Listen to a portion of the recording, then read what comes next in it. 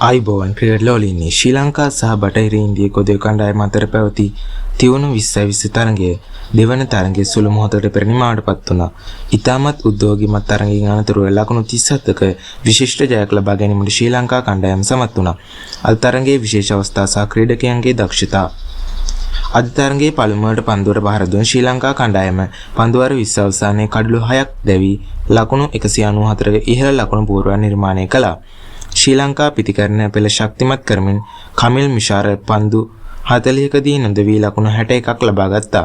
ඊට නොදෙවෙනි ඉනිමක් ක්‍රීඩා කළ දර්ශන් ශානක පන්දු 24කින් වේගවත් ලකුණු 58ක් ලබා ගැනීමට සමත් වුණා. කුසල් මෙන්ඩිස්ද ලකුණු 31ක් ලබා ගනිමින් ඉනිමට වටිනා දායකත්වයක් ලබා දුන්නා.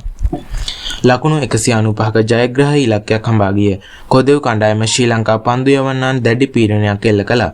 අවසානයේ ඔවුන්ට සියලු දෙනා දැවී ලබාගත හැකි වූයේ ලකුණු 157ක් පමණයි.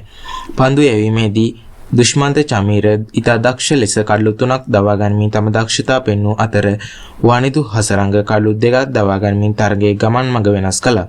දුනිත් එල්ලාලගේද කඩුල්ලක් දවා ගනිමින් ශ්‍රී ලංකාවේ ජයග්‍රහණය තහවුරු කළා. තවද නවක ක්‍රීඩක පවන් රත්නායක ෂර්මන් හෙට්මයගේ තීරණාත්මක කඩුල්ල දුවද්දී දවා ගැනීමකට හසු කර ගැනීමට ඔහු සමත් වුණා.